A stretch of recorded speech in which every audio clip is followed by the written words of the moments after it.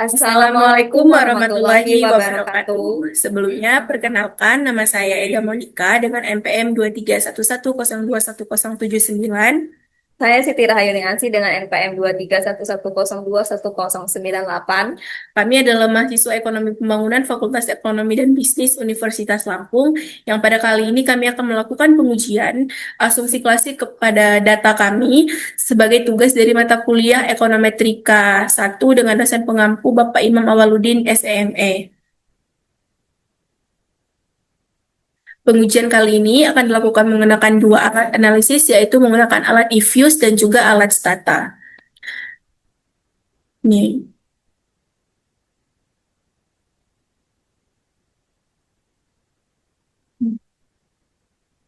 langsung ke sini. Langsung share. Baik, sebelum melakukan pengujian, di sini kami akan meng-share terlebih dahulu.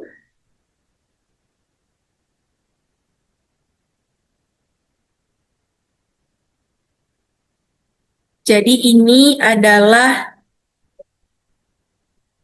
data yang akan kami uji ataupun kami olah, di mana di sini kami ingin menguji mengenai bagaimana nilai tukar rupiah dan juga PDRB akan mempengaruhi nilai impor Indonesia, yaitu impor hasil minyak dari negara lain.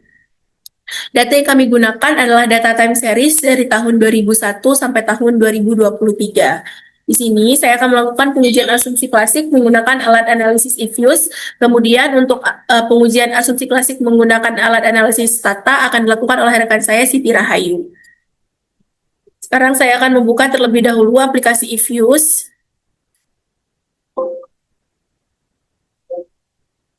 Jadi di sini untuk melakukan pengujian kita akan masukkan terlebih dahulu datanya, klik create a new, kemudian karena di sini adalah data time series, maka menggunakan date regular frekuensi dan juga frekuensinya adalah annual ataupun tahunan. Data yang kami gunakan dari tahun 2001 sampai 2023. Klik OK. Setelah ini kita akan buat grup terlebih dahulu dengan mengklik quick, kemudian empty group. Kita pergi lagi ke laman Excel dan bisa kita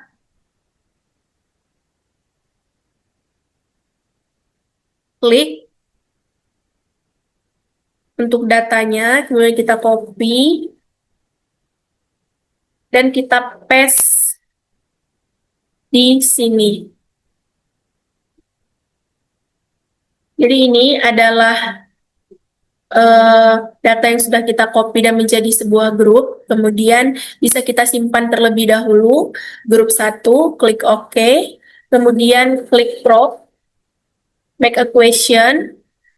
Nah, konstantanya kita pindah ke sebelah variabel pertama, klik OK. Jadi ini adalah hasil regresinya, teman-teman. Nah, kemudian kita akan melakukan uji analisis asumsi klasik. Kita akan melakukan pengujian asumsi klasik. Yang pertama kita akan uji adalah uji normalitas residual. Untuk menguji normalitas residual, teman-teman bisa mengklik koefisien diagnostik, residual diagnostik, kemudian pilih yang normalitas. Nah, jadi untuk pengujian normalitas residual, kita mengujikan uji Jakbera. Di sini tertulis Jakberanya adalah 0,87 ataupun 88 dengan probabilitas 0,6. Untuk melihat apakah data ini lulus uji asumsi klasik atau tidak, kita bisa melihat dua hal ini. Jadi probabilitas sebesar 0,6 melebihi signifikansinya yaitu sebesar 0,05. Jadi karena probabilitas dari Jakberanya sebesar 0,6 lebih besar dari 0,05, maka uji asumsi klasik terpenuhi. Kemudian kita juga bisa melihat dari nilai Jakberanya. Jadi di sini Jakbera itu adalah sebesar 0,88. Pada tabel chi-square hitung dengan observasi 23, Chi-square hitung itu adalah sekitar 5,99. Nah, dengan nilai Jagbera 0,88 yang lebih kecil dari nilai Chi-square hitung yaitu Chi-square tabel yaitu 5,99, maka dapat disimpulkan bahwa untuk uji asumsi klasik normalitas residual data ini sudah terpenuhi. Kemudian yang kedua, kita akan melakukan pengujian deteksi multikolineritas dengan cara mengklik koefisien diagnostik, kemudian mengklik yang variance inflation factors. Bisa kita klik di sini, kita bisa melihat yang center VIF, di mana di sini adalah sekitar 2,93 sekian. Nah, untuk pengujian deteksi multikolineritas, angka center VIF yang baik itu adalah di antara 1,1 sampai 5 karena menunjukkan deteksi multikolineritas yang rendah. Bisa kita lihat untuk data kami, center VIF-nya adalah sebesar 2,92 sekian atau 2,93. Maka itu berada di antara angka 1 sampai 5 yang menunjukkan bahwa data kami memenuhi uji asumsi klasik untuk yang deteksi multikolineritas. Kemudian setelah itu ada uji asumsi klasik heterokedastisitas, kita bisa mengklik residual diagnostik, kemudian mengklik yang heterokedasticity test. Kita bisa pakai, sini kan menggunakan tipe yang wide, klik OK.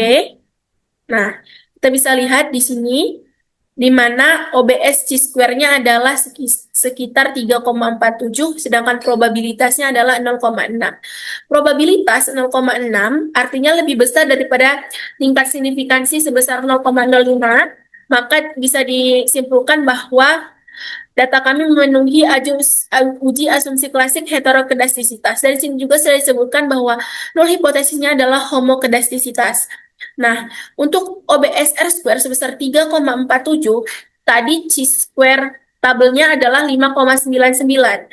OBSC square sebesar 3,47 artinya lebih kecil dari Chi-square tabel, yaitu sebesar 5,99. Ini juga menunjukkan bahwa data kami lolos uji asumsi klasik heterokedastisitas atau data kami adalah homokedastisitas. Kemudian setelah itu ada uji correlation, yang terakhir ada uji correlation. Di sini kita bisa mengklik, baik mungkin bisa saya ulang, bisa kita klik residual diagnostik, kemudian pilih yang serial correlation LM test, kita klik OK. Nah, bisa kita lihat di sini bahwa probabilitas Chi-square-nya adalah sebesar 0,06 atau di atas atau lebih besar daripada tingkat signifikansi 0,05. Artinya bahwa data kami juga lulus uji asumsi klasik otokorelasi menggunakan Bruce Godfrey.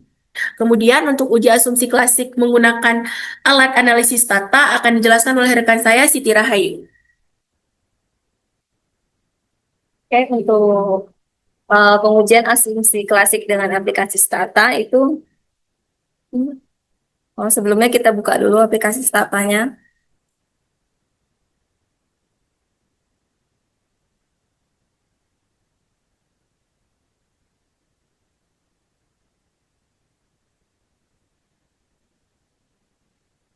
Nah, setelah itu kita masukkan file, sedikit berbeda untuk memasukkan file dari aplikasi Use ke dibandingkan dengan aplikasi Stata. Nah, di bagian ini toolbarnya kan ada file, kemudian pilih import, kemudian yang Excel spreadsheet. Nah, di sini bagian browser, cari di mana data tersebut kalian simpan ya. Di sini saya nyimpen datanya di data D, dokumen, comment 2. Kemudian nah, di sini diklik ke bagian atas yaitu yang import first row. Kemudian oke. Nah, setelah kita menginput datanya, di bagian komen kita harus ngasih tahu nih ke statanya kalau data yang kita pakai itu termasuk ke dalam data time series. Ini bisa dilihat di do file. Untuk sintaks yang dimasukin ke komennya itu yaitu dengan TSS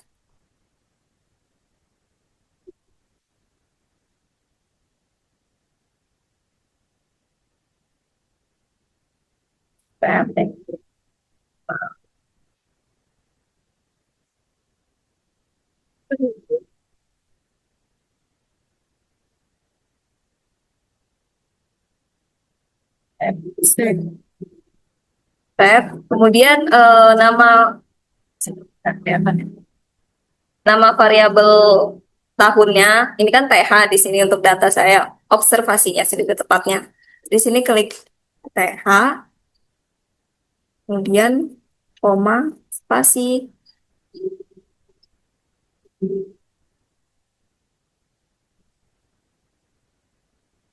year, year.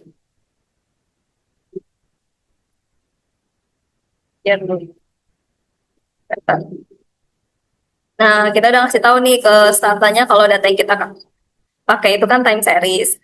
Nah, selanjutnya pengujian asumsi klasiknya yang pertama normalitas.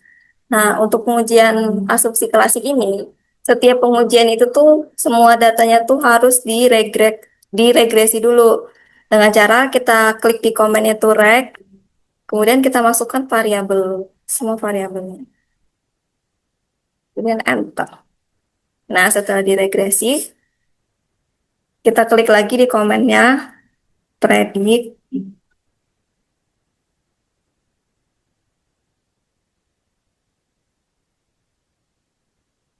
predict, receive, enter, kemudian SK test, itu pakai jet Quebera ya.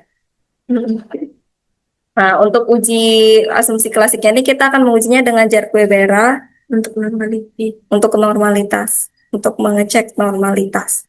Yaitu di sini kita masukkan SSC,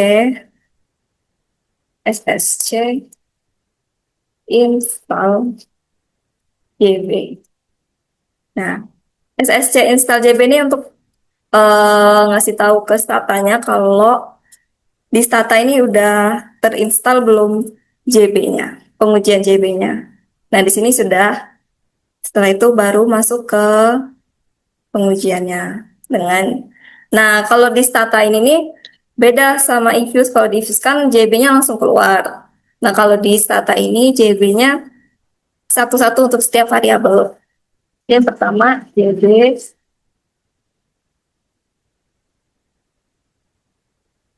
JB variabel ini IM dulu, kemudian enter.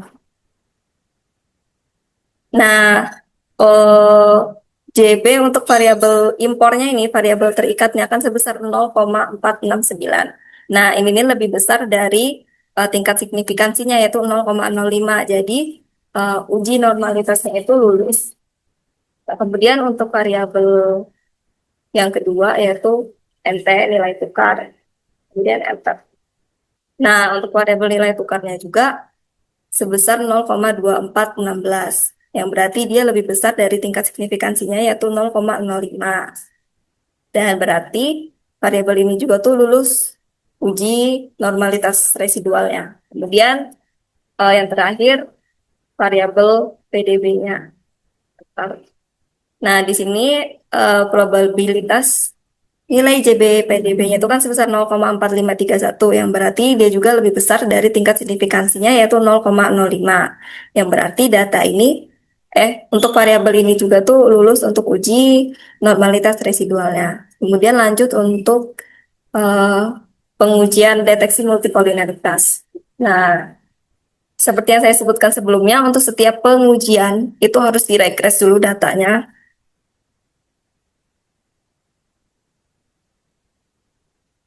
Dan enter. Dan kita masuk ke di file untuk melihat sintaks multikolinialitas. Oh ya, di multikolinialitas ini kita melakukan pengujiannya itu dengan melihat nilai VIF-nya. Jadi sebelum itu sama kayak yang JB, kita lihat dulu udah terinstall belum untuk pengujian multikoliner.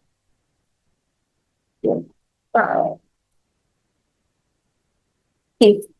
Pada di sini kita memakainya Viv. Nah, kalau merah kayak gini berarti dia tuh eh, secara default di statanya ini memang udah ada eh, deteksi Viv-nya. Jadi masuk ke pengujiannya yaitu dengan ketik stat Viv. Di sini untuk nilai variance inflation factors yaitu 2,93, 2,93. Nah, kalau di deteksi multikolineritas ini, nilai VIF yang bagus itu tuh berada di kisaran 1 sampai dengan 5. Karena berhubung nilainya ini ada di antara 1 sampai dengan 5, berarti menunjukkan kolineritas antara variabel bebasnya itu tuh rendah. Sehingga deteksi multikolineritasnya ini lulus. Kemudian lanjut untuk uji heterokedastisitas. Kita regres dulu.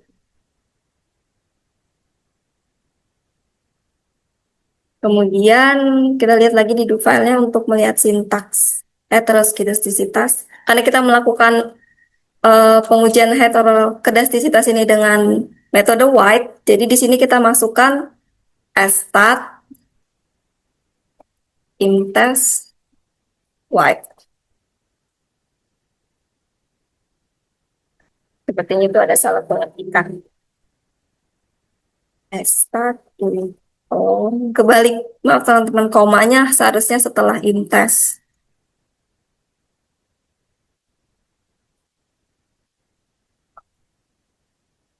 Nah, di sini bisa dilihat untuk pengujian dengan metode White untuk pengujian heterokedastisitas itu kan sebesar 0,6171 yang menunjukkan dia ini lebih besar dari tingkat signifikansinya yaitu 0,05 sehingga untuk pengujian heterokedastisitas ini lulus.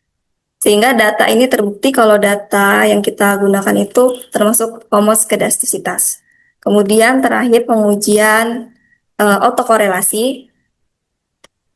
Sama seperti sebelumnya kita regresi dulu untuk setiap variabelnya. Tanpa. Kemudian kita lihat di do file. Karena kita melakukan dengan metode Godfrey. Jadi pas di sininya kita masukin stat Godfrey, lux. Di sini kita luxnya makainya yang 2. Nah, hasil probabilitas untuk pengujian dengan metode Godfrey ini itu hasilnya 0,06 yang menunjukkan dia ini lebih besar dari tingkat signifikansinya yaitu 0,05. Berarti untuk pengujian autokorelasi dengan metode Godfrey ini lulus.